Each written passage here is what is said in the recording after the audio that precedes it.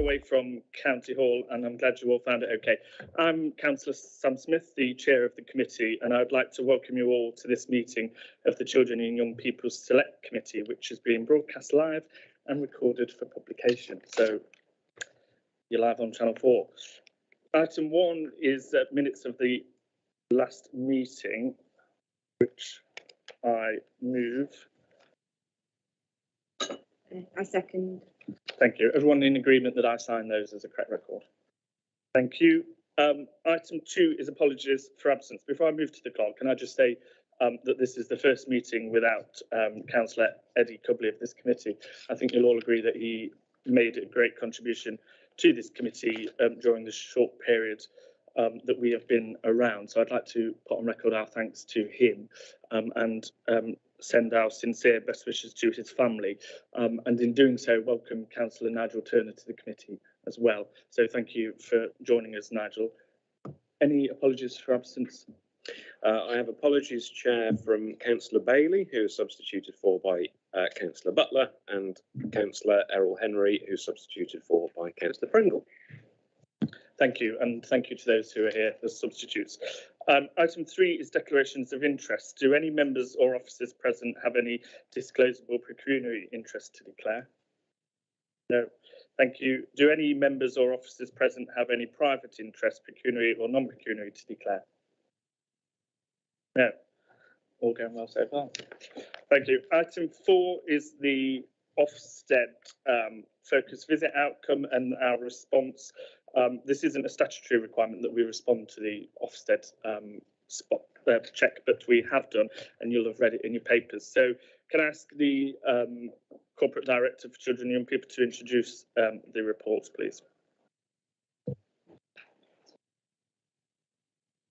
Sorry, I'm just checking I know how to switch this on. You're on. I'm on. Okay, thank you. Thank you, Chair. So this is the report of the Service Director for Help, Care and Protection, Amanda Collinson, who joins us in the room. Amanda's at the end of the table. Amanda's been in post for 8 weeks. Yeah, so this is her first committee. The report, as you said, Chair, is the report on the Ofsted focused visit, its outcome and our response to it. We're here to advise the Children and Young People Select Committee of the outcome of that focus visit. The visit took place in April of this year, and it was published in June of this year. And it's important, I think, for me to say by way of introduction, this is a visit, not an inspection. Yeah, so it results in a narrative letter rather than a graded judgment. The judgment for children's services with Nottinghamshire County Council, with Ofsted, remains overall good. Yeah, that judgment won't change until they do a full inspection, which we would expect to be towards the end of 2023, perhaps 2024. Yeah, we have an aspiration to be at least good, if not better, for that inspection, and would want to have that improvement plan that helps us achieve that. I think that's as much as I'll say by way of introduction, Chair, if that's okay. Thank you for introducing that report. I'm going to open it up to the floor for any questions on the report you've read, and we have the Cabinet member here as well, so I'm sure she'll be happy to answer questions as well. Yep, Councillor Callaghan. Right, yeah, I've read the report from the visit and it does highlight some improvements, which is quite good. However, there are still some concerns. So my question is, if we've had a management plan to address some of these concerns since the 2019 full Ofsted report, why haven't we seen some improvements, such as there's not always evidence of direct work being undertaken or recorded, children are not being supported at the right level, some children's plans lack precision and do not follow meaningful measurement, and also for children, SEN children, the support is not always consistent to meet their needs.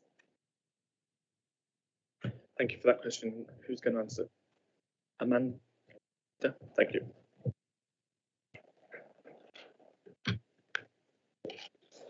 I think it's fair to say that the focus visit was just a 2-day visit, and that's like it's the headlines of what they found. I think it's important to say that they also found some strengths as well. I think in terms of direct work with children, I think that's one of the points that you queried.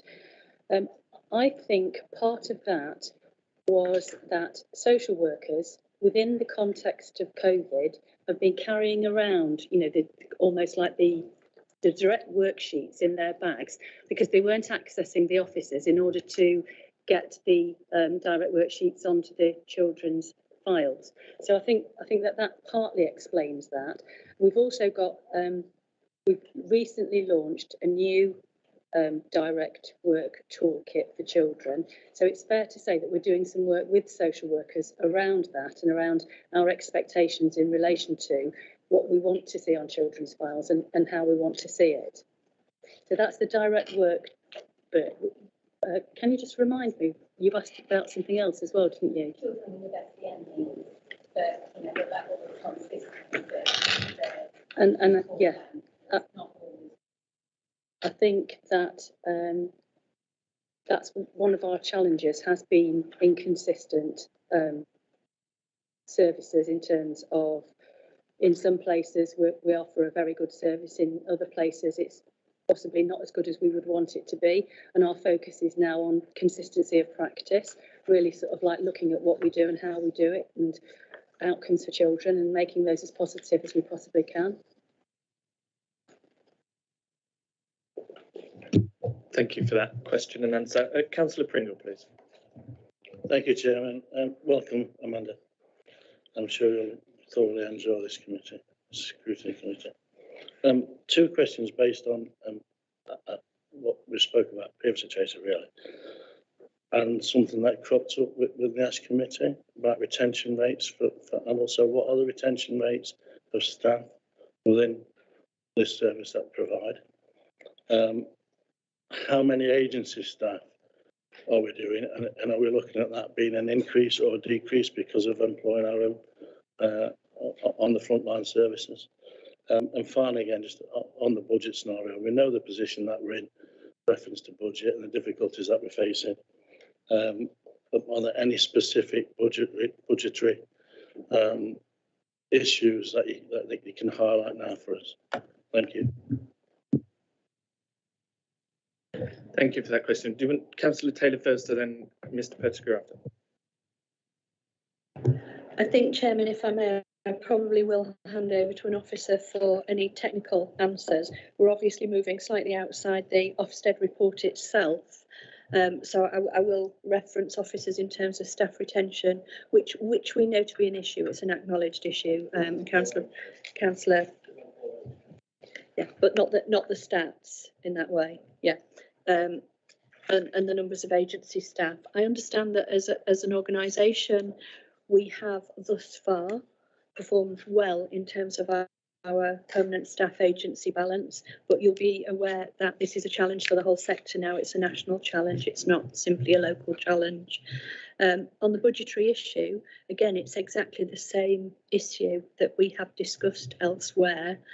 Driving in today, listening to reports on Radio 4, the care sector wholesale, be that adult social care or children's social care, is facing budgetary pressures based on either not being able to get staff and having to get them through agencies, or a sort of it's not quite an escalation or an arms race in wages, because people aren't necessarily paying more wages, but there is that challenge for us in budgetary terms.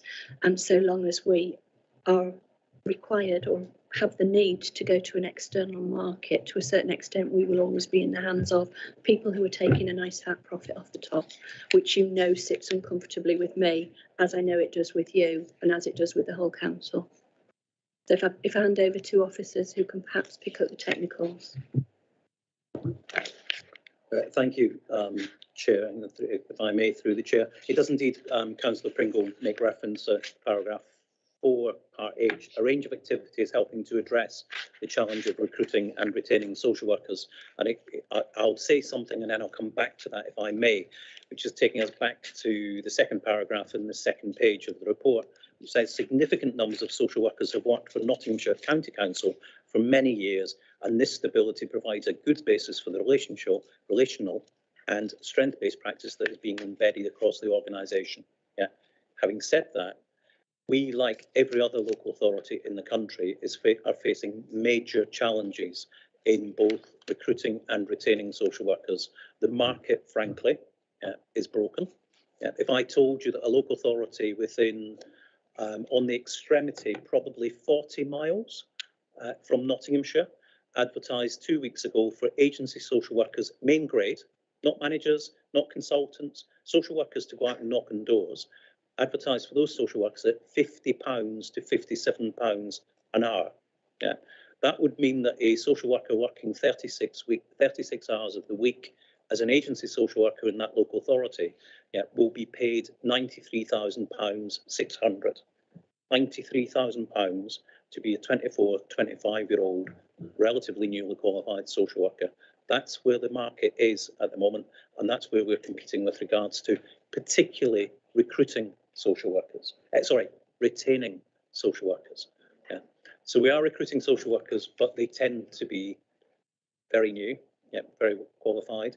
The social workers tell us that they want to come to work for Nottinghamshire because they've done their practice education. We have a reputation as being a good permanent employer, but we are struggling, it'd be wrong for me to mislead you, we are struggling to retain social workers because of the dynamics of the market currently, that we've seen in the NHS in the past, we've seen in teaching in the past, and now we've seen in social work for some time, but I have never seen it, and I start my 40th year this week working in children's social care.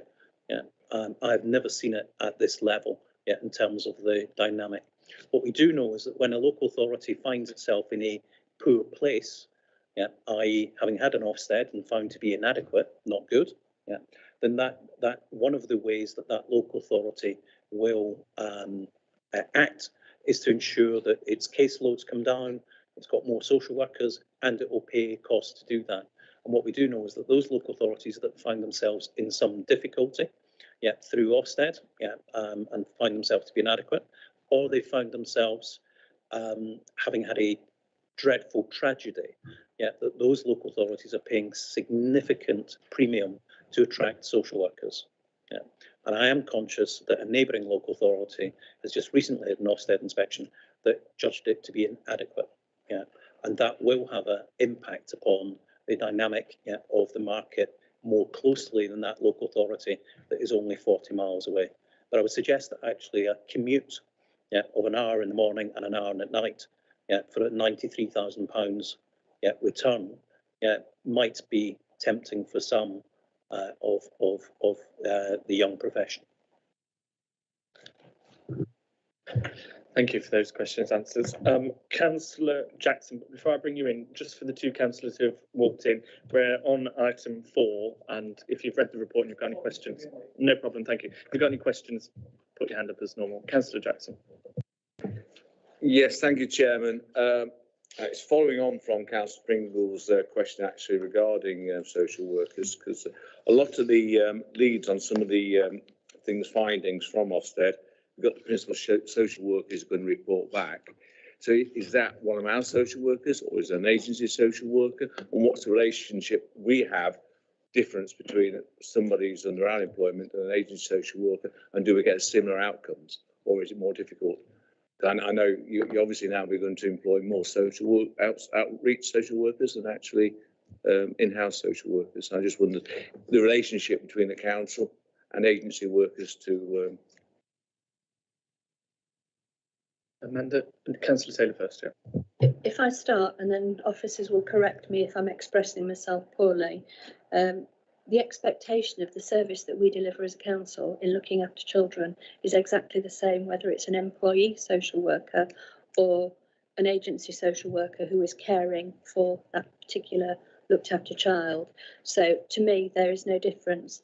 It's about the robustness of our systems in how we engage with the people who are working for us, be they agency or staff, how we then do supervision. Some of the things that Amanda referenced earlier about consistency of practice. So if that requires us to have a certain very well known to staff methodology and expectations. So to me, it starts with the robustness of our systems, practice and oversight. But I will ask Amanda just to comment, just in case I'm missing anything.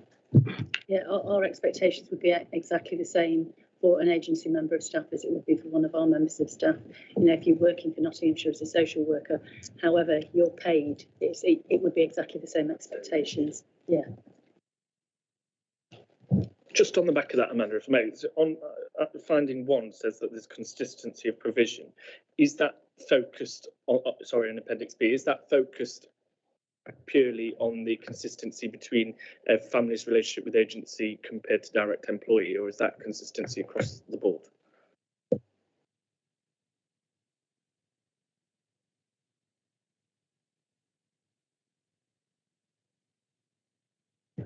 How that service is delivered and what our expectations of that would be. So, yeah. Thank you. Councillor Lee, please. I'd like to challenge some of that if possible.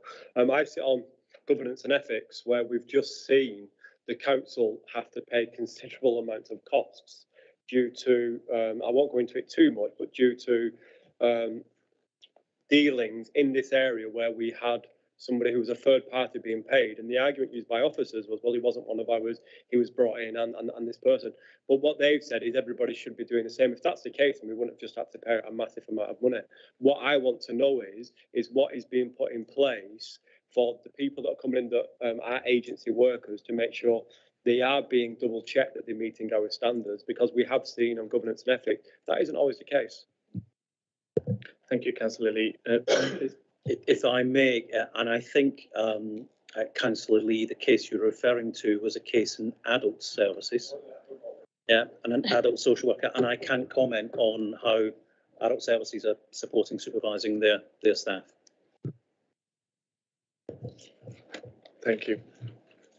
Thank you. Anybody else have missed? Councillor Welsh? Yeah, it's just a point of clarification, Amanda, from what you said in the beginning with regards to social workers carrying around casework within there. That worries me.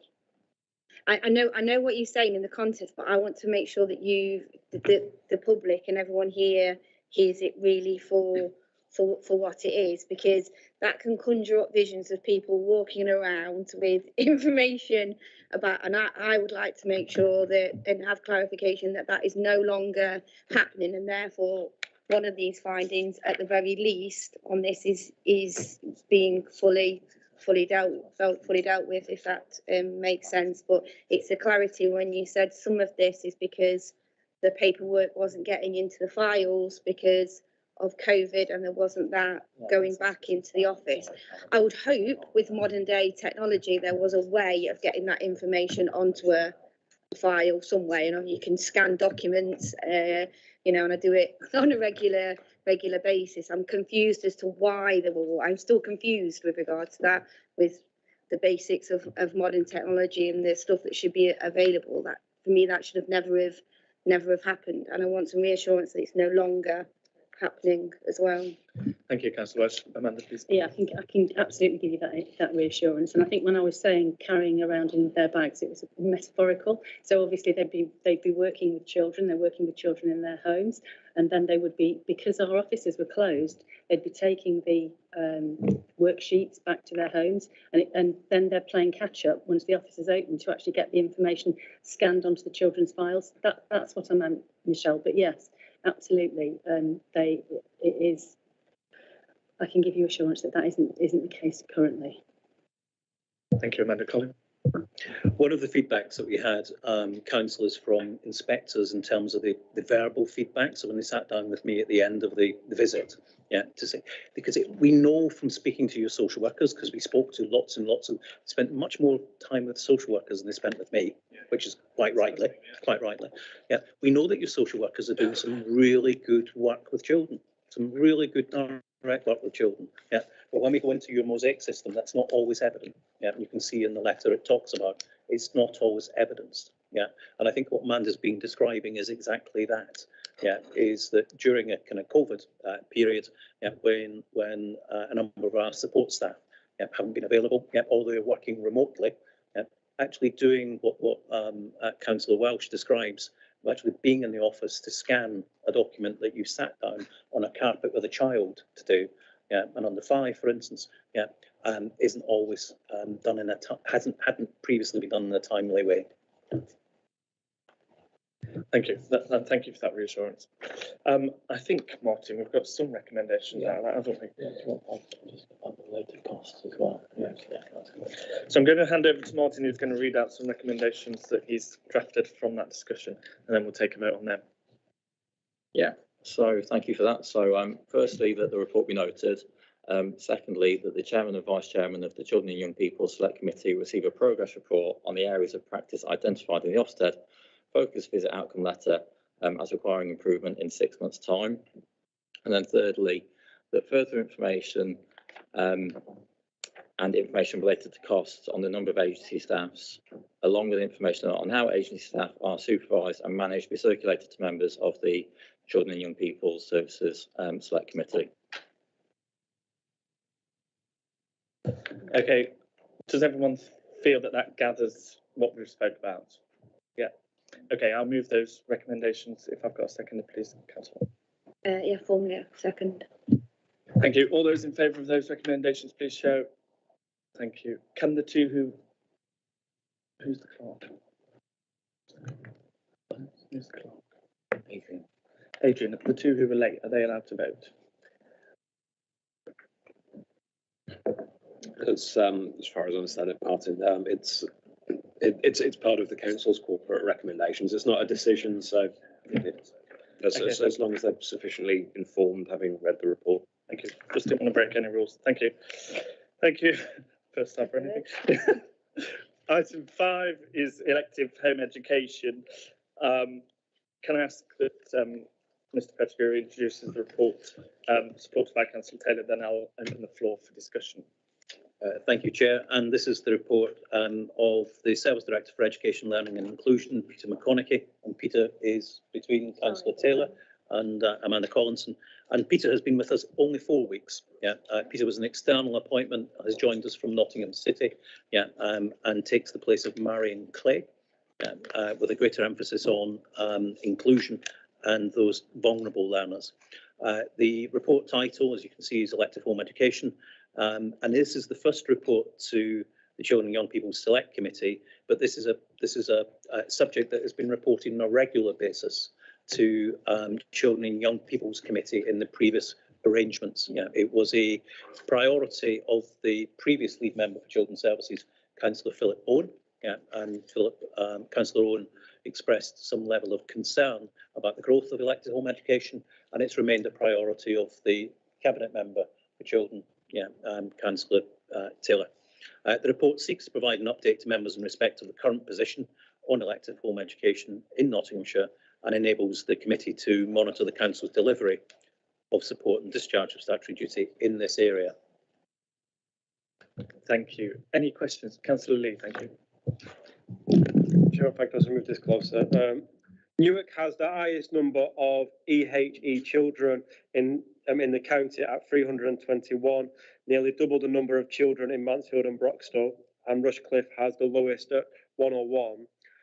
Are the reasons of these differences fully understood? Is extra resources provided in Newark and the other areas, Basildon, Ashfield, with higher numbers of EHE children? That's my question, Chairman. Thank you very much, Peter. Thank you, Councillor. And I've got another officer with me in case the detail is something which I've not got at my disposal. So apologies if I don't have all the answers, but I'll certainly try my best to update you. The issue with the volume and the number of children who are electively home educated in Newark is twofold. One, it particularly relates to the size of the area. So in terms of proportionality, we would expect to see a higher number of children electively home educated in that area than some of the other areas. And secondly, one of the main reasons for elective home education is philosophical reasons connected with lifestyle. And in that particular area, there's a higher proportion of children from a Gypsy, Roma and Traveller background. And as part of that culture, there is a tendency for withdrawal from mainstream education more prevalently than other groups. So that adds to the increased volume of children known to be electively home educated in the New York area. In terms of specialist support, there is a specialist advisor within the team for elective home education who provides support for parents and communities, and there is a commissioned Gypsy, Roma, Travis specialist advisor within that area working really positively and proactively with children who are electively home educated. In fact, Nottinghamshire, having had experience from other areas, I can guarantee that Nottinghamshire actually has a high level of support in the right place where it's needed, and that is targeted, and that is the case in New York. Thank you. Yes, please. Would you say that the people that aren't enrolled into what we would class as normal education have the same outcomes as the ones that aren't? Peter, please. It's difficult for me to answer that with any degree of certainty. What I can confirm for you is that within Nottinghamshire, anybody who's not within a mainstream education has access to exam centres where they can sit formal qualifications should they wish, which isn't support that's in place nationally and easily accessible, but that is publicised and shared with parents who are electively home educated in Nottinghamshire. I think the challenge is that the form of education, the type of education, the coverage of it will be very different across the electively home educated cohort. The legislation talks about access to a broad, a full-time education that's appropriate to a child's needs and levels of development, but it doesn't specify what needs to be included in that. So it's not the same as a school curriculum, which would be broad and balanced. So there's always going to be a disparity between the two cohorts. Some groups of children who are electively home educated achieve very well, others it will be less so, and sometimes that's linked to the reasons and the parental choice and decision making around withdrawing them from mainstream education. Appreciate that. Thank you very much. Thank you, Councillor Lee. Councillor Turner and then Councillor Short, please. Councillor Turner.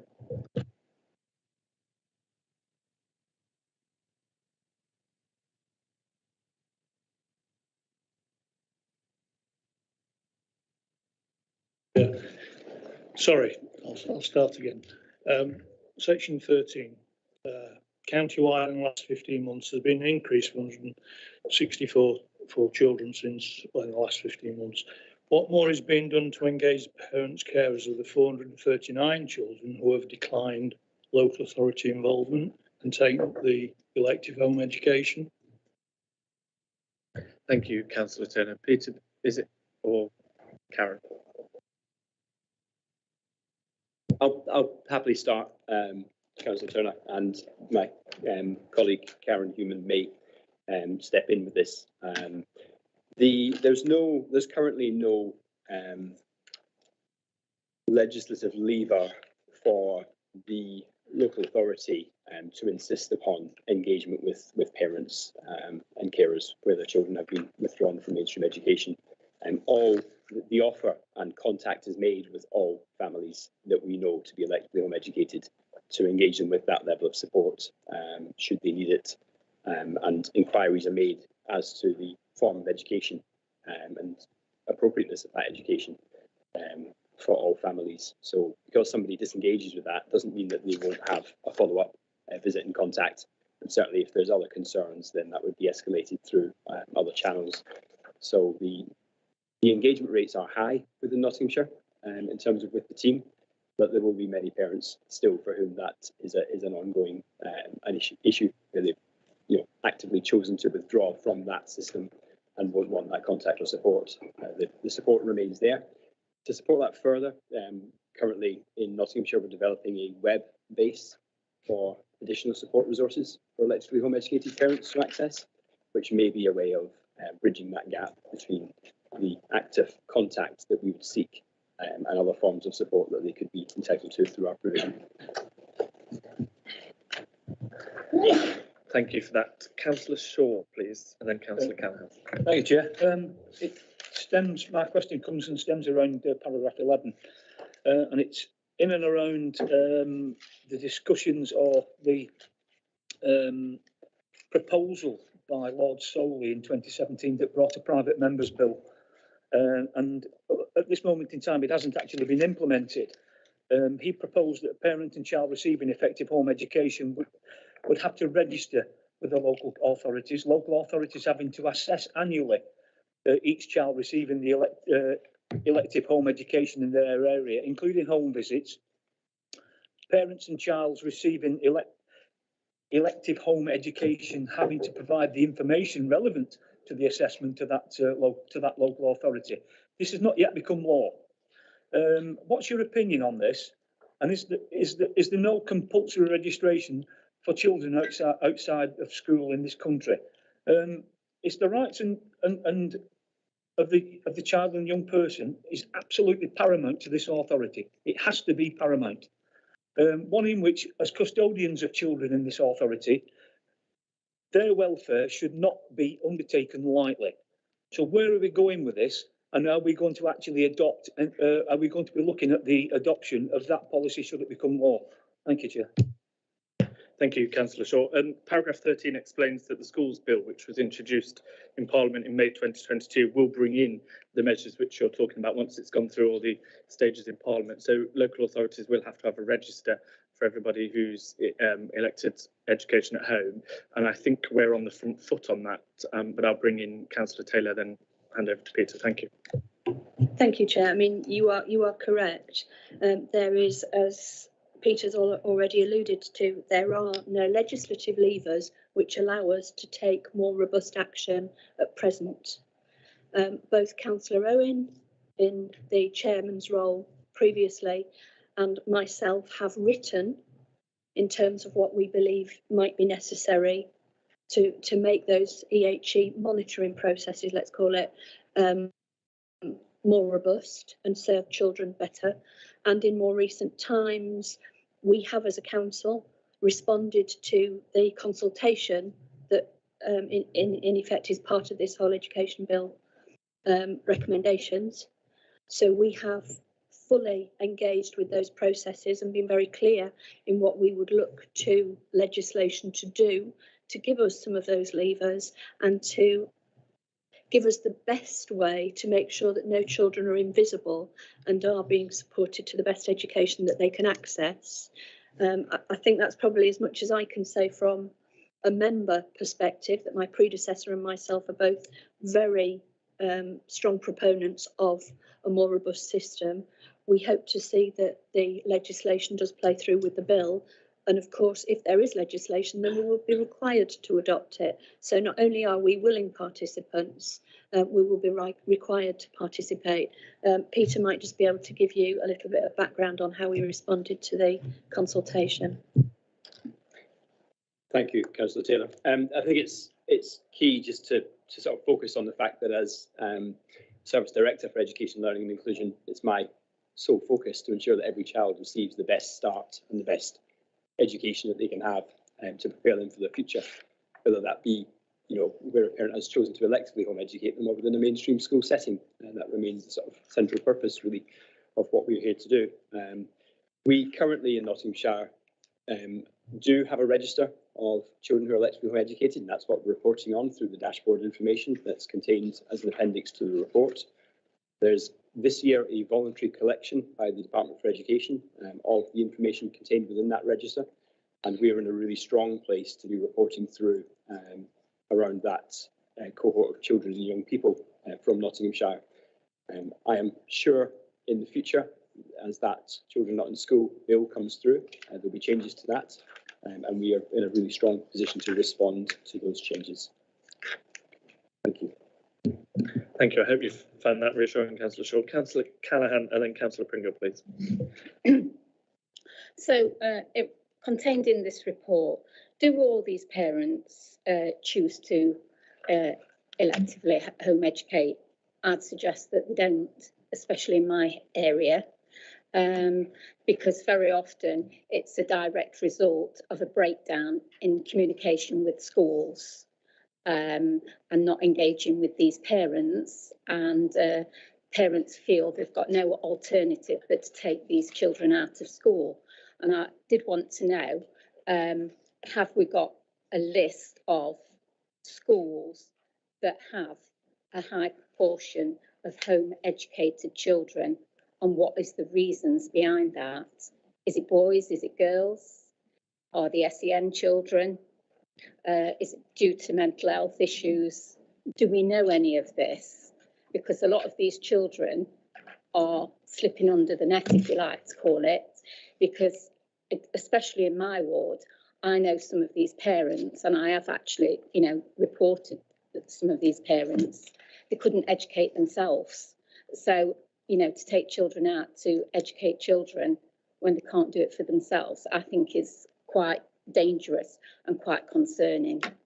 And I've spoke up about this quite a few times in local schools, because they corner parents into a box, and they feel that there's no alternative.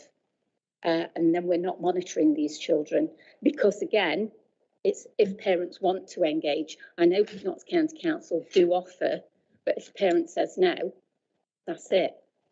Unless you can prove there's a safeguarding issue or there's some issue that these parents can't educate.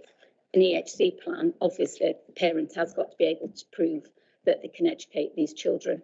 But for the main body, they don't. Thank you. Very good question. Colin, please. Thank you. Councillor Callahan, if I may, through the chair. The report does provide a whole range of data, Councillor Callahan, maybe not quite the data that you're looking for. Do we know which schools are more likely to have children in elective home education? Yeah, yes, we do. Yeah, I suspect you do too. Yeah, Councillor Callahan, given your past and your involvement with that, the data suggests that those families that withdraw their children because of a dispute with school, yeah, is 33 out of the 1,300. We would suspect it's more than that. Yeah, and some of those that are in other categories would conclude to that. But the majority, the vast majority of families who choose to electively home educate their children, almost 1,000 out of the 1,300 do engage with the local authority. Yeah, it's a minority, but taking Councillor Shaw's, I think it was Councillor Shaw's point, 300 children is still a significant majority. Yeah, we would welcome the compulsory registration. Yeah, and I would say this, as Director of Children's Services, I would look forward to the Department for Education fully funding that additional responsibility of local government to monitor these arrangements. Thank you for that, Colin. Councillor Pringle, please. Thank you, Chairman. And I agree, Colin, future funding will be ideal, to be honest. I'll support in that. 5.8. I was really pleased to read this paper, because sadly, I have 3 families that I'm dealing with now who have, for a myriad of reasons, children, girls, all girls, facing difficulty in this, and the family are trying to make the decision best for them. So 5.8, and I've written it down. I do apologise. I don't normally write my questions down, but I didn't want to get this wrong.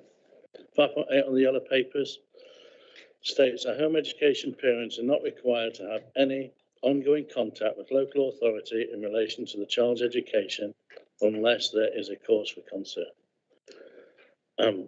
My problem is that in dealing with these people, there is a cause for concern, but the services required to support are not able to support at this time.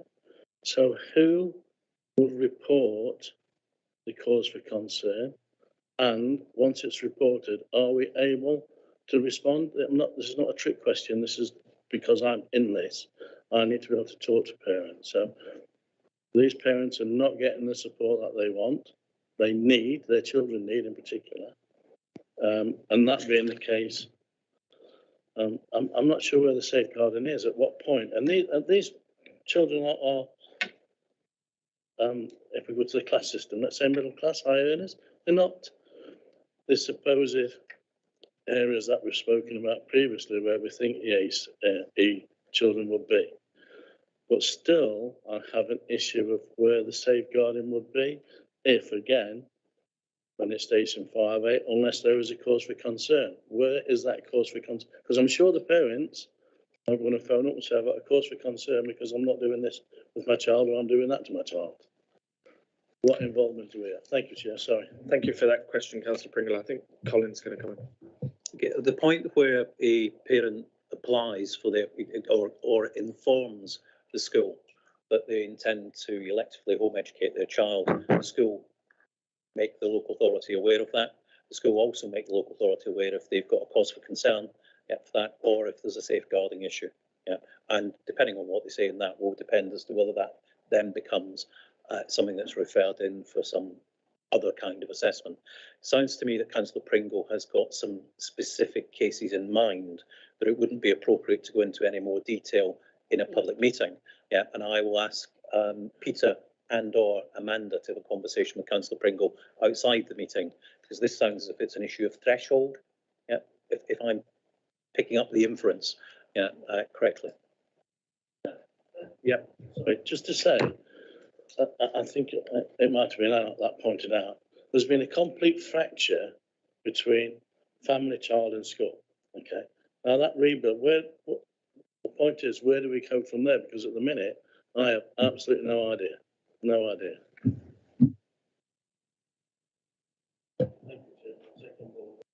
Thank you. Colin, did you want to come back on that final point? Or?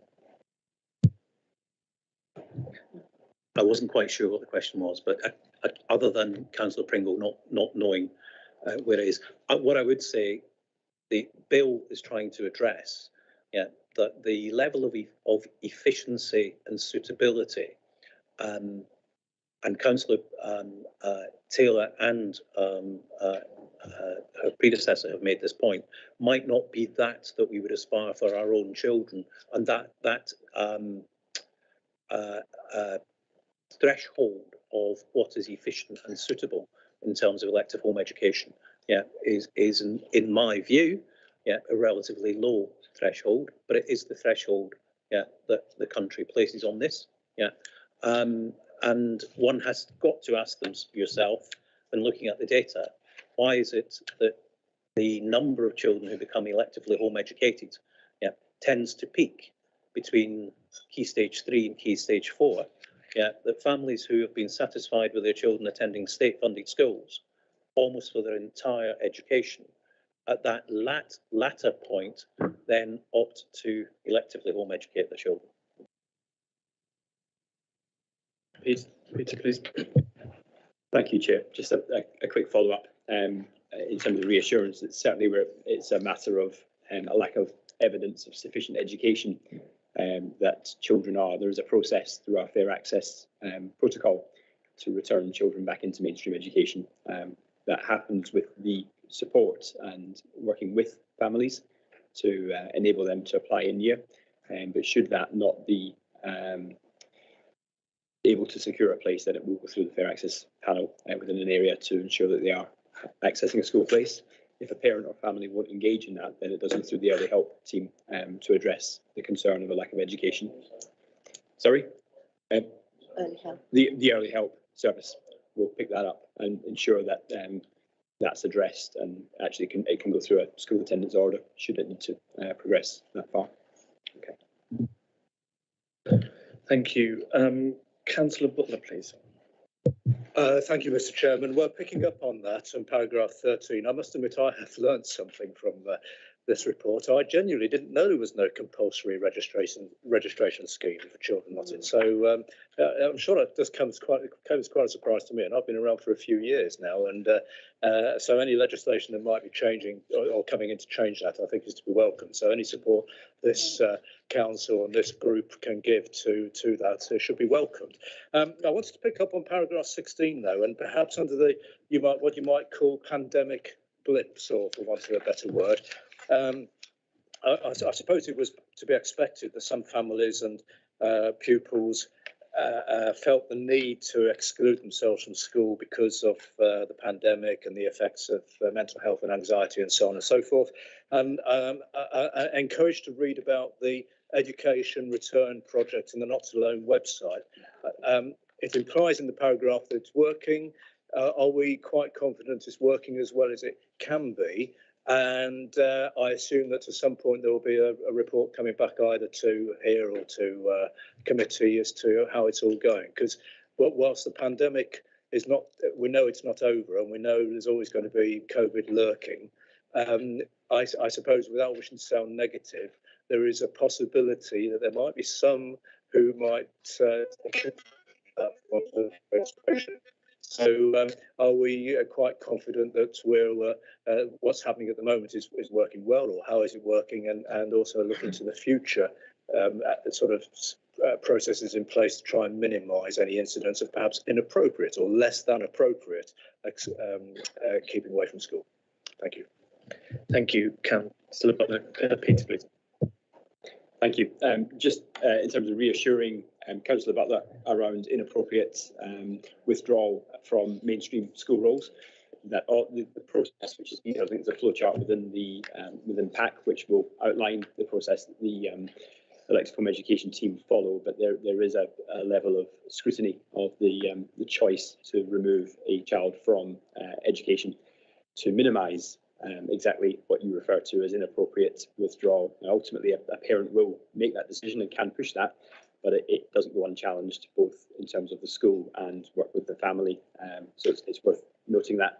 I think there's two other aspects. I think one is how do we know how effective the support from the Not Alone? I think the Not Alone work, it was received some awards for its innovation and its Speedy rollout. Absolutely, yeah. The way in which it was rolled out to support children post lockdown and post pandemic, and that work continues. So I think we have a degree of assurance in that it's nationally recognised to be cutting edge.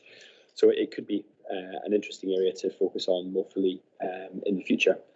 The Acbs survey that's referenced within the report of Directors of Child Services across the UK, interestingly, there was a 34% increase last year on the previous year in the numbers of children being electively home educated, and almost 50% of those nationally. The reason given by parents was as a response to COVID and the anxiety of COVID and mental health, and that is lower in Nottinghamshire. But I think it's just worth reflecting on that as, yes, we're seeing that locally, but it's also seen even more sharply nationally. At least we know we've got some process in place to support children in that situation. Thank you. Thank you, Councillor Butler. Councillor Jackson, please. Yes, thank you, Chairman. I suppose it's not. Personally, I am against homeschooling unless it's under exceptional circumstances with the families. And I am pleased that now there is a registration or going to be with law, which I think is fine. My question is, I mean, these children, do they follow a curriculum? Do they sit exams or SATs at all? There's no measure of what they're doing. They're missing out on any practical experiments or work they can do at home, and the social interaction as well. These children don't get to socially interact with other children as they're growing up, only with their kinsfolk. I mean, to me, I just can't quite get my head around why people do this. Sometimes they say it's a lifestyle thing. I mean, there are exceptional circumstances which I understand, but I think it is something we need to be addressing. Councillor Taylor, please. I think in the main, Councillor Jackson, I would wholeheartedly concur. My personal preference would be to see children engaging with their peers and engaging with education in a mainstream setting. That isn't for all children, and it has to be acknowledged as well that there is some quality home education going on. So it would be wrong of us to believe, when we're having this conversation, that universally parents who are choosing to electively home educate their children are not all doing a solid job, because some do it, as others have said, for philosophical reasons, and there are those parents who do and who can. There are also an awful lot who can't, who either don't have the skills or can take it so far. And I quite agree with you that the lack of some of the social interactions is different in a home setting to what it is in a classroom setting. So I suppose what I'm saying is we shouldn't tar everyone with the same brush. Not all experiences are the same. But in answer to your distilled question, no, there is no fixed curriculum. No, there are no set exams, unless at some point on that education journey, parents have prepared a child to take the exams at certain points.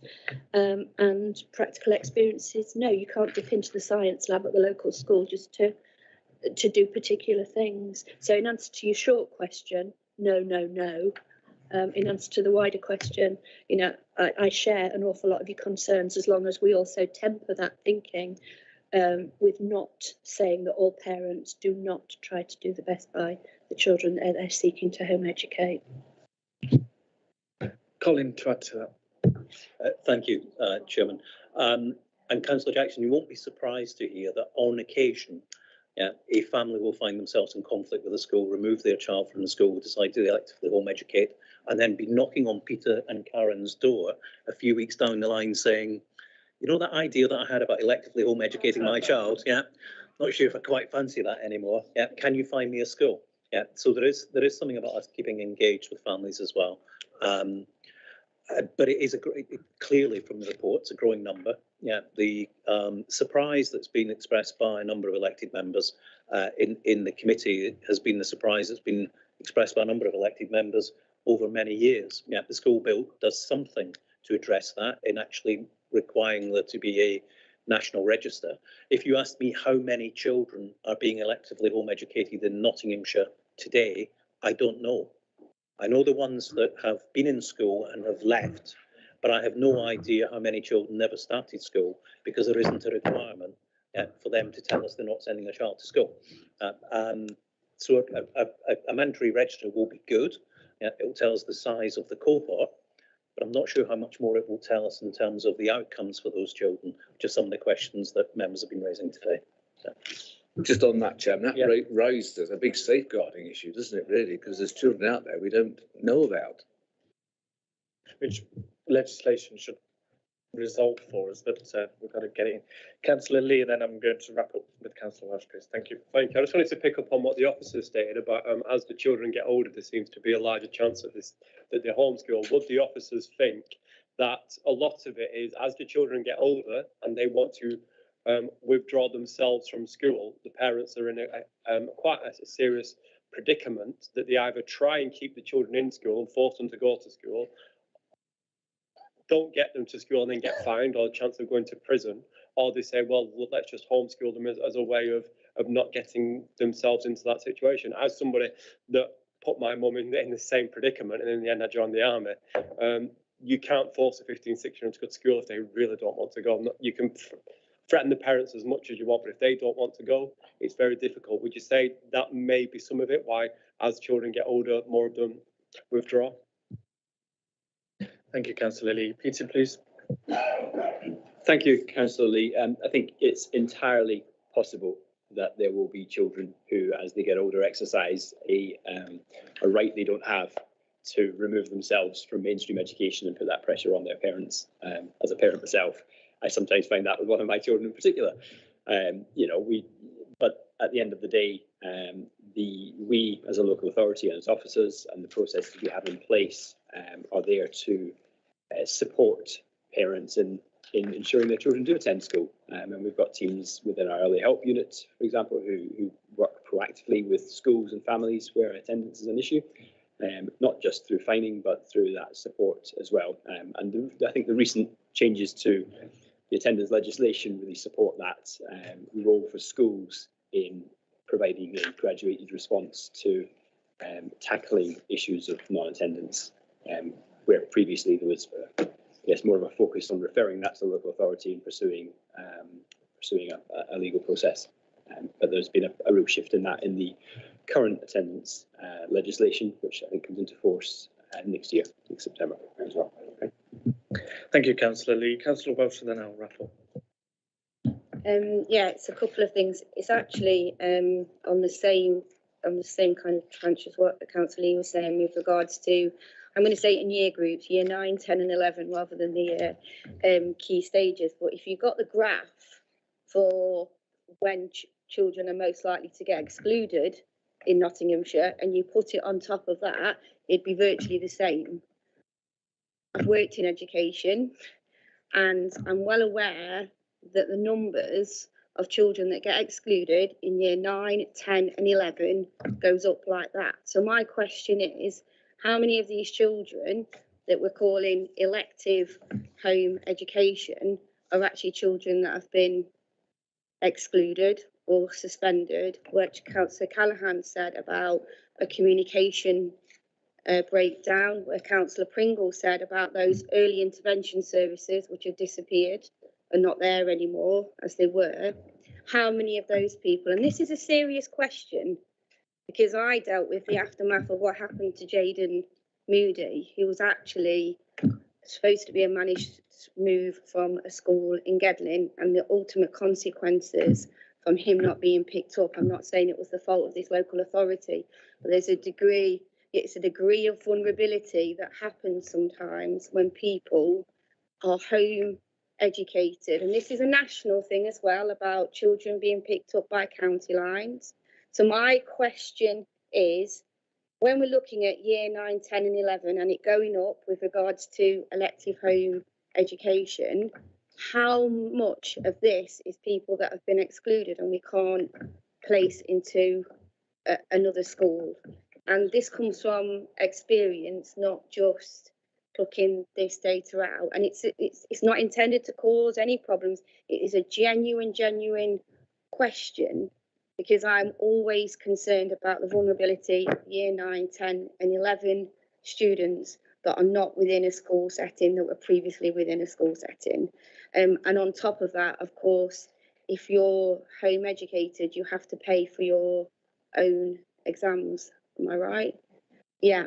And I find that a worry as well. If they can't be placed in another school or the communication is breakdown, how do we get to the point where these people are still able to take their exams?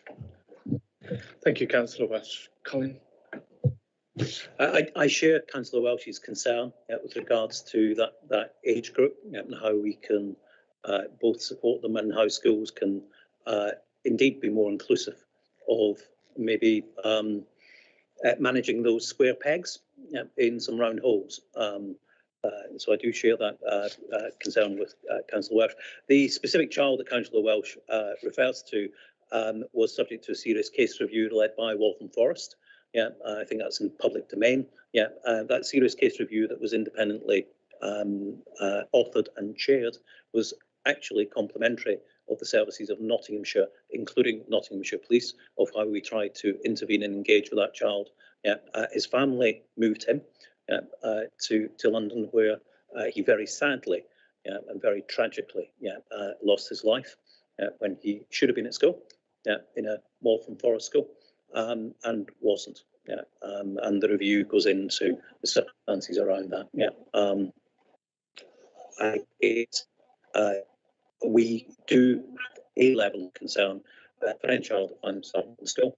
Yeah, our authority to do something about that is limited, as described in the report.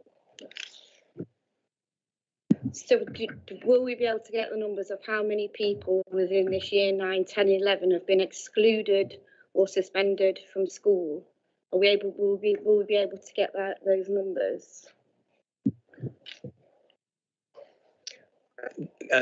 Councillor Walsh, we do have the the numbers of 9, 10 and 11 excluded pupils, and we do have numbers of 9, 10 and 11 electively home educated pupils.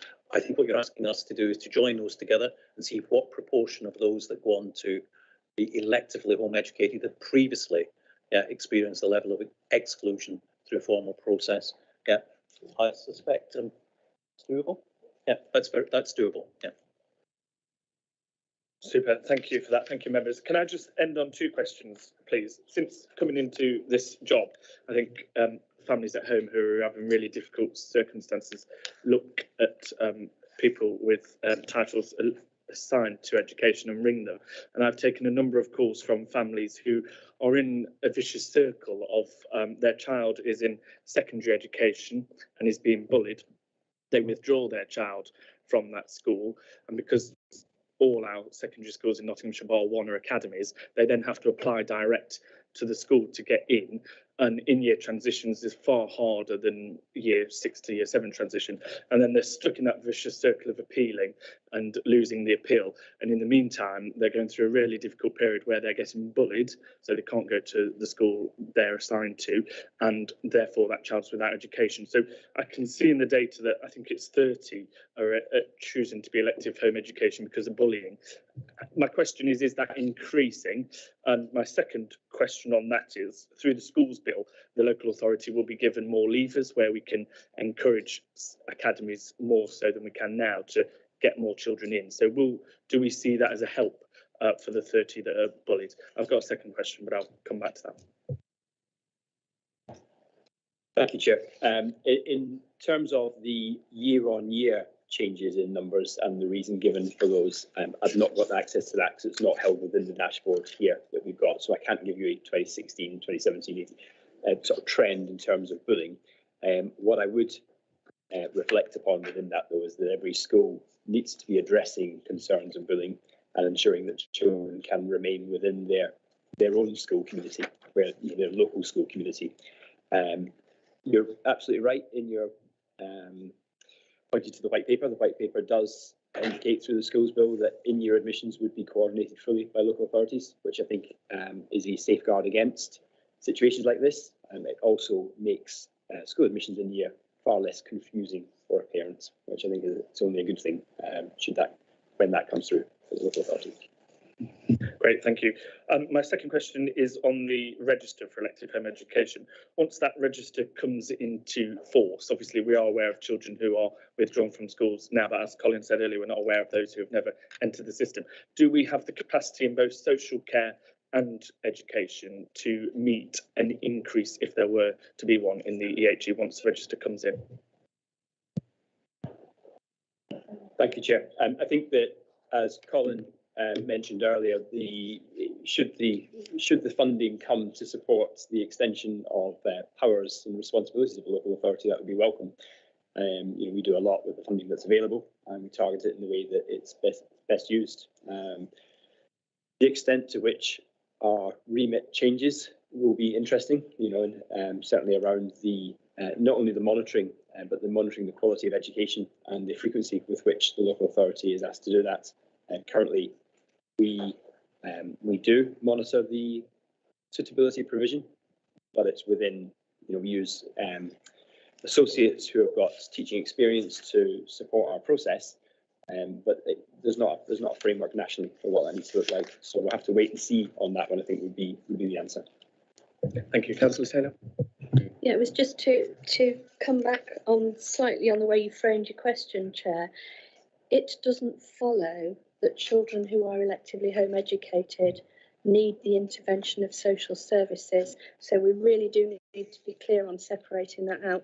We collectively share a concern about the vulnerabilities of children who are home educated, but it doesn't mean for a moment that they need contact from children's social care.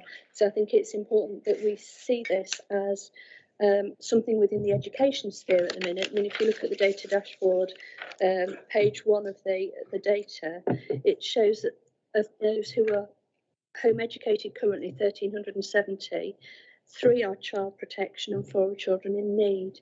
So I think it really is important to separate out those notions of social care capacity and education capacity. Of course, we will mobilise what we need to in social care where it's needed, but don't assume that the two are constantly the same. Yeah, no, you're absolutely correct, but I think my point was more about the safeguarding matters that we may not be aware of that have been ongoing through that child's lab. I think we've got some recommendations out of that. There's going to be a policy review into the elective home education policy in 2023, which I think hopefully this committee can play a part in before the decision is made through the cabinet. So hopefully we can get that in as a recommendation, but I'll hand over to Martin. So the recommendations are, firstly, that the report be noted. Secondly, that a progress report on the current position on elective home education in Nottingham should be presented at the September 2023 meeting of the Children and Young People's Select Committee. Thirdly, that members of the Children and Young People's Select Committee be involved in the review of the Council's elective home education policy that is scheduled to take place during 2023. Fourthly, that further data from the EHE dashboard that provides information on the current EHE cohort be circulated to members of the CYPS committee. Fifthly, the information on the number of electively home educated children in years 9, 10 and 11 who have been previously excluded be circulated to members of the committee. And finally, that further information on the uptake and outcomes of the Wellbeing for Education Return Project and the Not Alone website be circulated to members of the committee. Thank you. I think you've incorporated all the points. I'll propose those recommendations. Second them.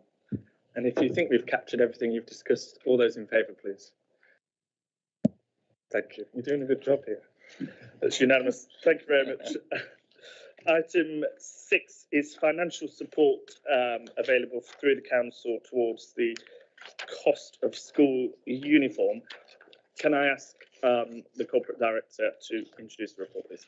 Yes, so thank you, Chairman. And this is the report again of Peter McConaughey, Service Director for Education, Learning and Inclusion. It is, as you described, financial support for the cost of school uniform and to provide you with information about school uniform and about existing school clothing policy, including comparative rates of neighbouring local authorities. The existing budget is £500 per annum, and any expenditure must be met by the council. Any additional expenditure or increased rates as a result of change to the existing policy will require a key decision to be taken by the Cabinet Member for Children and Young People. Thank you for that introduction. Over to you. Any questions on the report? Councillor Callaghan, please. Can you put your microphone on, please? I do recognise that some schools in Mansfield are really, really good with providing especially secondary schools, you know, the uniform. However, some are not. And again, given the financial predicament and this winter that we're looking at as well, and all other issues, do we actually think that £500 is enough, or is it sufficient? Do we need to increase that? Thank you very much, Peter.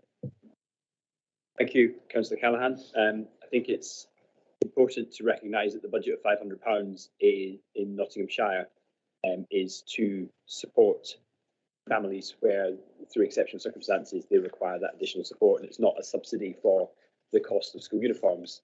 In November last year, new guidance was released, statutory guidance by the Department for Education in relation to the cost of school uniforms, and I think it states on there that parents should not have to think about the cost of school uniform when choosing which school to apply for. Schools need to ensure that their uniform is affordable, and that clearly sits with the school as a responsibility, and the uniform policy should be on their website, and that this grant is around supporting families who find themselves in hardship through some very tragic circumstances and require that additional financial support that the local authority provides, and not actually the cost of the school uniform itself. Yeah. Thank you for that. Councillor Pringle, please. Thank you, Chairman. I think it's probably for you, Peter, as well, and I'm sure you'll be able to clarify it. And paragraph 10 on page 51, it says in the report, 84 applications have been approved this financial year for support 17, not related to Homes for Ukraine scheme. If all 17 children require the £50 allowance, only 10 will be able to get it. The 84 or more children that might be required to access the funds. So in that case, how do we decide which children will or won't get the support with the finance funding as it is presently? And what happens to those not supported? Because I imagine that's going to put a lot of pressure on families that are in need. Thank you, Councillor Pringle. Peter. Thank you, Councillor. I will probably defer to my colleague in terms of the operational decision making, just given length of service with Nottinghamshire County Council. I think the process is that applications come in through our school admissions team and are assessed against the criteria that's set out within the policy. The reason that some have not been approved, in some cases, their experience doesn't match that of the policy. In other cases, the children have actually resided in other local authorities where they can access support through their own authority. I think there was a couple of children within this, or families within this, who lived in Derby City, for example, and were applying to the Nottinghamshire County Council scheme. The question regarding the finance, the allowance, I think, is an allowance to support with the costs and to support with that provision. That it is tariffed around primary and secondary age and weighted in terms of a percentage of the maximum allowance that could be given, and that will be based on the need of the circumstances. But it's certainly, there's a larger proportion of funding available to children of secondary age due to the increased cost, quite often, of uniform for children of secondary age. Karen, is there anything you want to add in terms of process?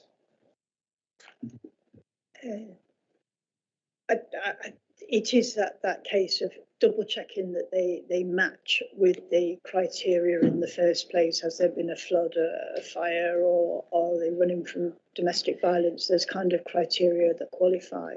And then looking also at, as Peter said, the age of the child, but the items that are required, because some children might flee with nothing. Some might be literally looking for the logoed school sweatshirt, and they try and make that 500 stretch as far as is needed. Yeah, please do. So the 500, I'm not knocking anything that's been down here, just to understand it. So if there's a demand increase, which hopefully there won't be, but I suspect we all think there probably will be in the future, demand increase. Are we able to increase that £500, and are we able to process support quickly, assuming the demand increases? Councillor Taylor. Officers will correct me if I've got this wrong. I think it's important that we understand that this scheme is for families in exceptional circumstances. It isn't, as Peter's already said, it is not a uniform subsidy scheme for children in education anywhere and everywhere. So the notion that the demand will increase for those exceptional circumstances, fire, flood, whatever else, I'm not sure that there's necessarily that connection. I know Councillor Callaghan in a question asked about sort of cost of living and things like that, but we're talking about a fund which meets need for exceptional circumstances. So I'm not sure that we can necessarily say that that is likely to increase. So at the moment, we're still working within the parameters that we currently have in the policy, which is up for review at intervals. But if you look on the data on page 3, and it shows you the number of applications that there were within a time frame year on year on year, they are all well within that budgeted amount. So at the moment, that would appear to be appropriate for the purposes that this policy exists to meet. The paragraph 10 that you've referenced specifically references Homes for Ukraine, which you've identified, and a vast number of increased applications. Those have been sort of handled through this policy, and the funding pot to support this policy has been increased given those very exceptional needs this year, because we've had the ability to draw on Homes for Ukraine funding streams. So the largely increased numbers this year are there because of that set of exceptional circumstances, and we have shown flexibility in drawing funds from the Homes for Ukraine support monies to actually meet the needs of these families. So I suppose what I'm saying is it's not clear to me that the demand will go up in the way that you've suggested, because I'm not expecting a raft of floods or fires around the county that would mean that families would be looking to this scheme to support them. And whilst we do have the increased numbers this year, it's for a very particular reason, and we are meeting those needs through the mechanics of this scheme, but through a funding stream that comes out through another route, if that makes sense. I completely get that. Completely get that. I was to Yankee this morning talking about nuclear war in the Ukraine. Okay, so that is the sort of issue I'm talking about. What's being able to respond and receive it and being able to apply. I get the flooding scenario. Thankfully, Eglinton's had fantastic flood defence as well, so we'll have no more flooded Eglinton. But I think looking outside of the box, if we can respond, that will give positivity out there on the streets. Colin, the school uniform needs of children from Ukraine are being fully met through central government grant. Yeah, that they do not make a demand on this scheme, and if they do, they've been misdirected and we redirect them. Yeah, the vast majority of children who need support with school uniforms are having those needs met through alternative means. This is a niche backdrop peripheral scheme rather than the core scheme. Government offers schools £2.6 billion per year in pupil premium, and schools have become more and more creative around how they support the children in their community through things like passing forward, paying forward school uniforms that I'm sure that many people in the room have contributed in one way or the other. So this is a scheme, and you can see in paragraph 12, sorry, not paragraph 12, paragraph 8, how our scheme in Nottinghamshire compares to schemes around the region. Many local authorities, or some local authorities, have no scheme at all. Others have a scheme that is less, to use the pejorative word, generous than ours, and for fewer children in the cohort. So if you can see one local authority very close to here, where only maintained schools are able to access the scheme. The view in Nottinghamshire so far, in terms of policy position, is that the nature of the school that the child attends, whether it's an academy or a maintained school, shouldn't determine whether they can access this scheme or not. Thank you very much. Councillor Jackson, then Councillor Lee, please. Thank you, Chairman. Actually, most of my questions have just been answered because I was concerned whether these were either cash or vouchers or what was the threshold for people to receive them. And obviously it comes over that they are extremely strict circumstances or special circumstances where the measures come into force. And I think we were probably thinking there was probably a threshold where people could apply for them, but it's like it's fire, flood or something like that, where they disaster type funding. So my question's been answered. Thank you. Thank you, Councillor Jackson. Councillor Lee, please. Chairman, thank you. The officers have pretty much said what I was going to ask, but I'm still going to ask it just to try and clarify a certain point. Is we can't look at this as solely all the help available to children and families.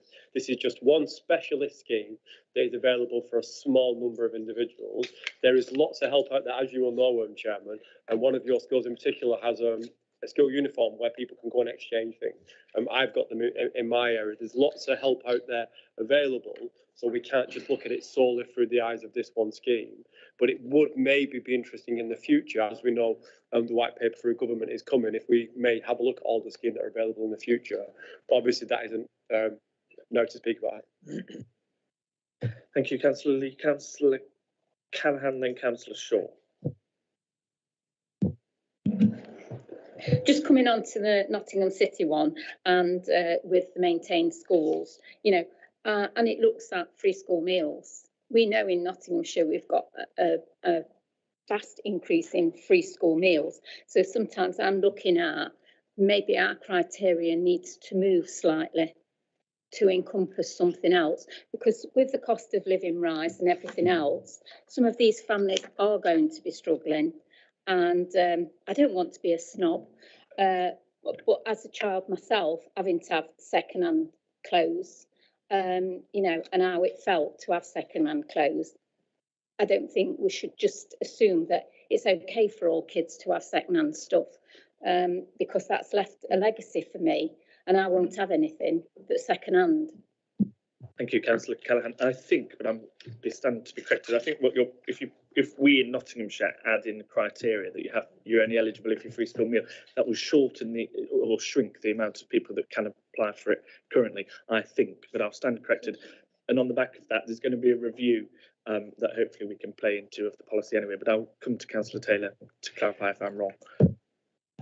No, my understanding is you're quite correct, Chair. Our scheme is for people who are seeking support in exceptional circumstances. So it doesn't matter whether you were somebody living in, leafy suburbia in a large detached house when it burns down, or whether you're a free school meal claimant elsewhere. If you have those exceptional needs because you've suffered that exceptional circumstance, then you are eligible for our scheme. You don't have to be a free school meals claimant. Thank you. Councillor Shaw and then Councillor Darby, please. Yeah, thank you, Chair. Just picking up on the point you've just made there, Councillor Taylor, seeking support in exceptional circumstances. Recent petitions in South Nottinghamshire Academy and Newark and Sherwood have highlighted that the majority of parents are against actual compulsory branding for items from academies. Now, we have a lot of academies within Nottinghamshire. The Children's Society did a report in 2020 showing that the average school uniform is costing £337 per child per year for a secondary child, and £315 for primary school children. What can we do as an authority to mitigate the cost and burden to families that are having to face such a high price of school uniform, providing it is branded? Is there anything we can do to ensure that the academies take on board a sensible school uniform policy, given the above cost, notwithstanding that young people that can't afford the uniforms could well be penalised within the school regime for not being appropriately dressed? Thank you for that question, Councillor Shaw. And I think you make a valid point. When I was a kid, you could go down to Asda or Tesco and buy some PE shorts for £2 and break them playing football on the playing ground and just buy some new ones, But now, if you go to a certain trust within the Gedling constituency, I think some trousers cost 20 odd quid with the logo on for the academy. So you make a very valid point. Government have issued guidance, is my understanding, to academies to tell them to drop those silly rules. And most academy chains are not listening to that. So the government are on the side of the families that you have pointed out. This local authority is on the side of those families. The academies aren't playing ball, some of them. And what you're initiating is a very valid point, but it's outside the remit of this council, because this council can't dictate to schools what their uniform policies are. And I think this pot of money exists to support those in exceptional circumstances who are struggling to meet that need set out by the academies. But I just want it to be absolutely clear that the government are on the side of the families you make clear a point of. I don't know if you want to add anything to that, Councillor Taylor.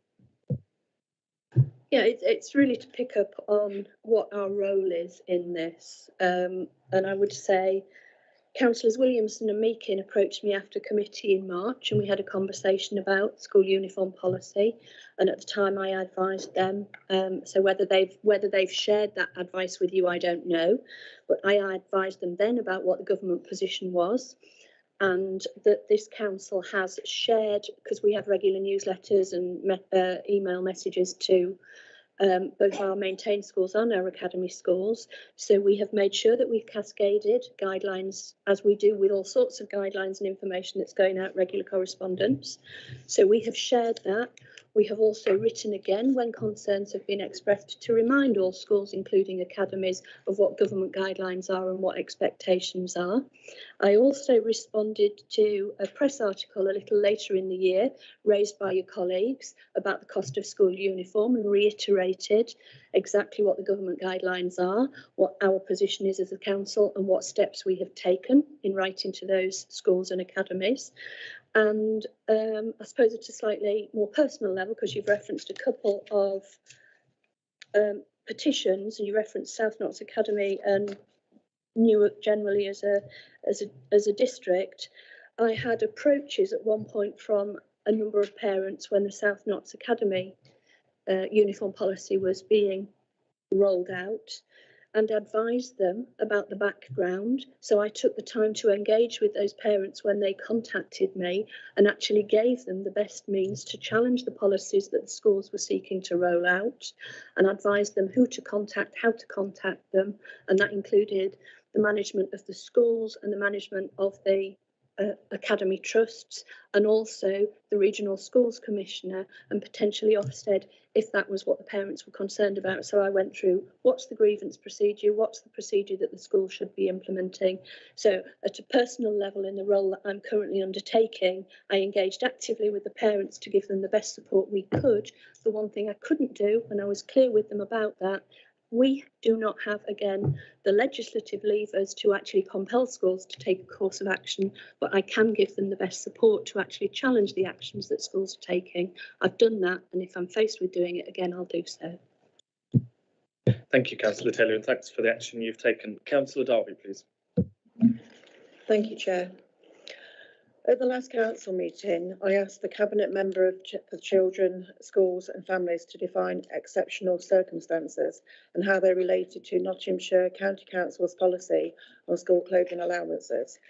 The answer is covered in paragraph 7. Families who have lost clothes in a fire, flood, theft, have been made homeless, or who are fleeing domestic violence. That's what the word assessed means in the table in paragraph 8. The allowance in the table extends to free school meals qualifiers who live in the city of Nottinghamshire. Do you think it's acceptable that we have a postcode lottery on what support is available? So I'll give you a scenario. 2 families live next door to each other, one at 19 Latimer Drive, Nottingham City, and the other 21 at Latimer Drive in Broxtowe, Nottinghamshire. The family at number 19, if on certain benefits, can claim school clothing allowances, but the family at 21 can only get if the house catches fire or something like that. Thank you. Thank you for that. Colin, come back. I'll make a technical point and then I'll, Chair, if I may. Yeah, I think Councillor Darby suggests that by having free school meals, you get the allowance in Nottingham City. It's not the case. Yeah, they have narrowed those that can apply in Nottingham City to those that get free school meals. Nottinghamshire does not have that narrow application. Yeah, so I think the premise of your case, Councillor Darby, with the greatest of respect, yeah, is not correct. Yeah, that family at number 19, I can't remember if it's number 19, number 21, apologies, but the family at number 19, by virtue of having free school meals, will not necessarily, yeah, be any more successful than a family who's not in free school meals. Yeah, it just gives them, it narrows, it means that number 21 couldn't apply, only number 19 could. Yeah, actually Nottinghamshire, both those households under the same exceptional circumstances could both apply. Absolutely. Councillor Taylor, then Peter. Thank you. And just to further emphasise that with those 2 families, it's fine if the family in the Nottingham City side of your scenario have a child in years 1, 11, 4, 7 or 9, but if they have a child at any other age, they don't qualify. And if their children are educated in an academy school, they don't qualify. So free school meals is not the entry point to getting access to that support in Nottingham City's scheme. It is very, very tightly directed. There are also limits which are very specific value limits, 15, 20, 40 and £30 according to the year group that you are entering. So again, it's really just to emphasise the point that Colin has made, that the scheme there is very, very specific. This is not open season for free school meal children. So it's being misinterpreted in the question in this sense. Thank you, Councillor Taylor. Peter? I don't want to expand it even further, but I'm going to, if that's okay, Chair. In that 50% of the year groups that Councillor Taylor's referenced, there are no maintained schools in the city. So it's actually narrowed even further to being a free school meals child in reception, year 1 and year 4, not attending an academy. So it's even more limited. I hope that answers your question and reassures you that if you're in the county side of that scenario, you're better off. Councillor Butler, please. Thank you, Mr. Chairman. Actually, Councillor Taylor has pretty much picked up the point I was going to make about the South Notts Academy, because just before the end of last school term, I started to receive emails and messages from parents whose children go there, expressing their unhappiness that the school had decided to go down its route and it's made its own decisions for branded school uniforms, branded trousers, skirts, which personally I think is not a particularly good idea for the very reasons we mentioned. But as Councillor Taylor says, the powers of this authority are relatively limited as to what we can do to try and convince a school or an academy to change its ways. But what we can do is indeed what Councillor Taylor said she did, but also I did as well, by talking to the head and one of the governors and say, come on, you've got to look, perhaps review this and all the rest of it. But at the end of the day, sadly, we don't really have the power to convince a school to change its ways. But I think certainly from my own experience, the school certainly received the message, and I know that from speaking to parents afterwards who'd heard from Councillor Taylor, they were grateful for at least the fact that we as councillors, as opposed to a council per se, had made the effort to intervene. Thank you. Spot on. Thank you, Councillor Butler. And Councillor Welsh to close, please. Yeah, just firstly, I think in general, I think people have made comments about their own concerns about children, young people and the cost of uniform in their communities. And I think that's really important for us to hear as a scrutiny committee as a whole, actually, because there are some genuine concerns about our communities going forward. But my actual question is, how do people know this is out there? And the reason I ask this is because I Googled it this morning before I came in here. Couldn't find it. Went on my county councillor thing, page after page after page after page and after page, and eventually found a little bit on it. And I wouldn't say I'm the best on computers, but I'm certainly not the worst, and I would say I was technically savvy. How do people know about it, especially when you're in a vulnerable situation? And if we were to put it out there that this existed, would that increase the amount of people coming forward? I think of a couple of cases, I hate to be colloquial about it, in Gedling where there have been house fires, and this was never discussed. And I have to say, until I saw this, I didn't know that it existed. And I've worked in children and people services. Honestly, that's the honest truth. I didn't know. And that may be my fault. But I'm just wondering how people know about it, because if I can't Google it and I can't find it by the council, from my council perspective, on the county council website, it's very difficult. We don't advertise it on our social media. So how would people know that it's out there, and how do people access it? Is it because of the support services? Do the police know about it? The fire engines that go into the fire? How do we know, and how do we let people know? If it happens in our communities, how do we let people know that this is something that could possibly support them? Thank you, Councillor Welsh. Colin, and then Peter, probably.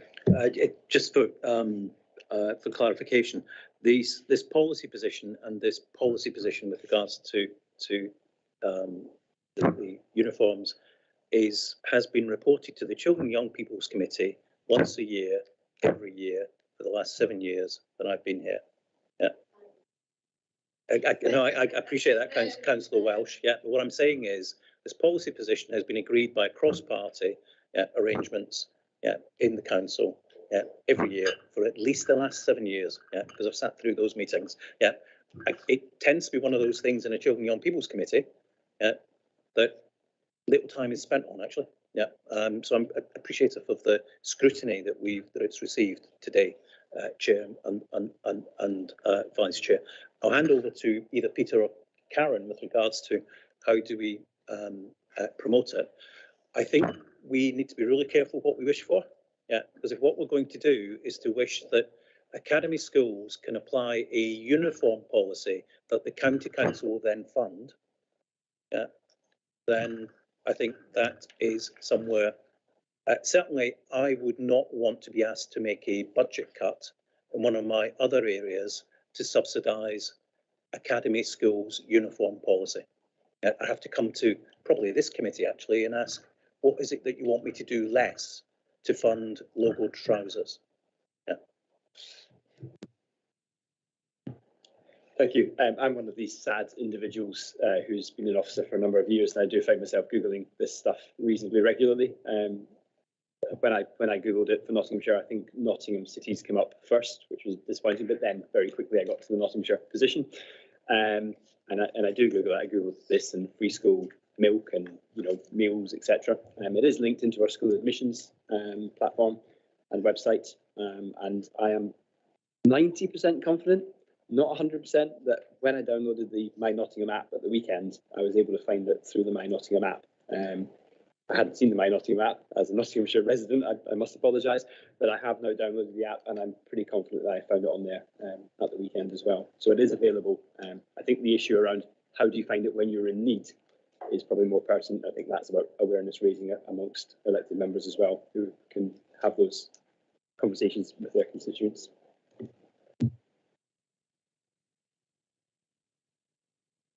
Thank you. Councillor Taylor. Thank you, Chair. I suppose it's probably to echo what both Colin and Peter have said, but also to offer some support for Councillor Welsh's question. There is a little bit of be careful what you wish for, so it's not something you would want to actively promote all the time. It is there as a safety net. It's there as a support mechanism for children of families in exceptional circumstances. But I haven't whipped my computer out of my handbag at the moment because it'll take me too long to get it going. But I will check how easy it is to Google later. But picking up on something that happened a good few months ago that one of your colleagues, Councillor Payne, raised in a council meeting. He was attempting to find something on the website by Googling with certain keywords and raised a question at council about something that was very difficult to find because the route he went to it was then a page that was either out of date or was an error message or something.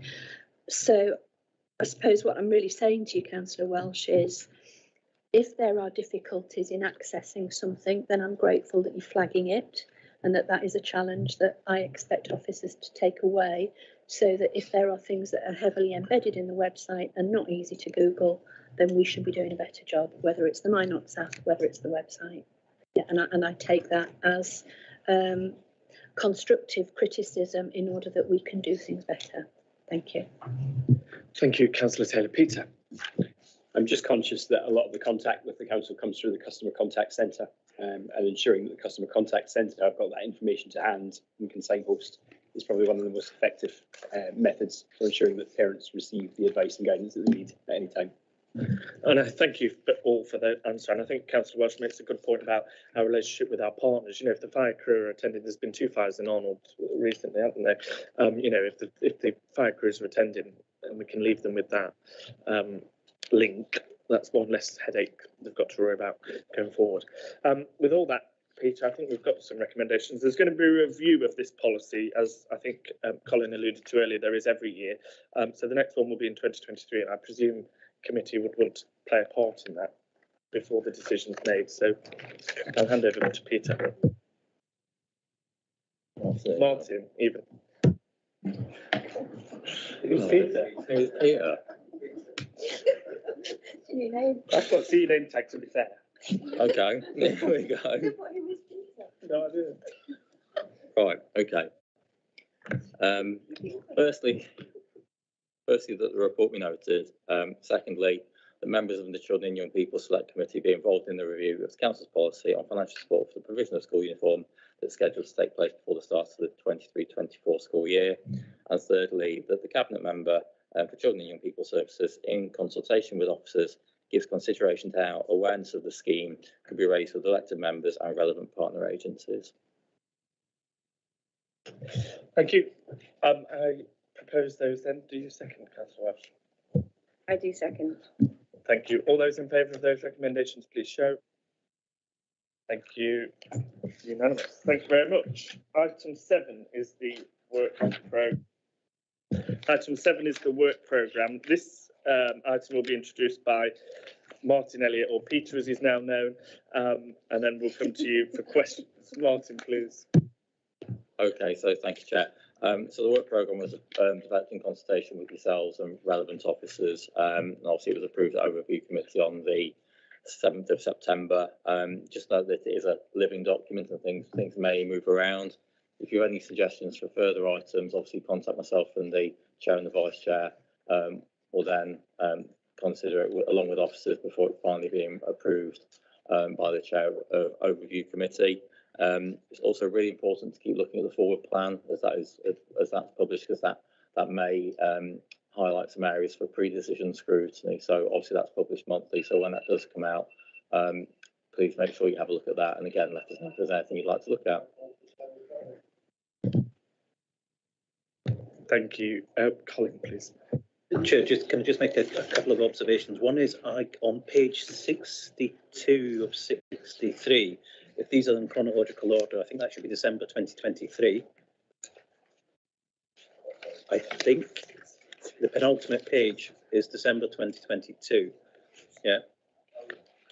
It comes after June 23. I think that should be 23.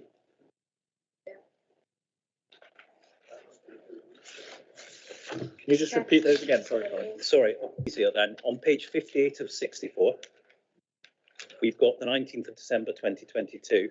Yeah. I don't think you're planning to meet again for a second time in December 2022 on page 62 of 64. Yeah. Although the second point I was going to make is I think you might have to meet more frequently. Yeah. Because I think you put a number of things. The project groups. Yeah, Is it my apologies? Thank you, Martin. That's tasking finished with a estimated start date. I'm wrong. For the record, could I just make? Yeah, I'm wrong. Yeah, apologise. Thanks. 5 YouTube viewers. But I think you've also added some things to the forward plan today. Yeah. In terms of further reports. Yeah, they will get added to the project section again with dates, TVs in consultation with yourself. Okay. Thank you, Colin. Right, members, do you have any comments on the work programme or any suggestions? Yes. No, great. Thank you very much. Okay, there's been no changes, so I don't need to propose it. I will close the meeting. Thank you, everyone, for coming.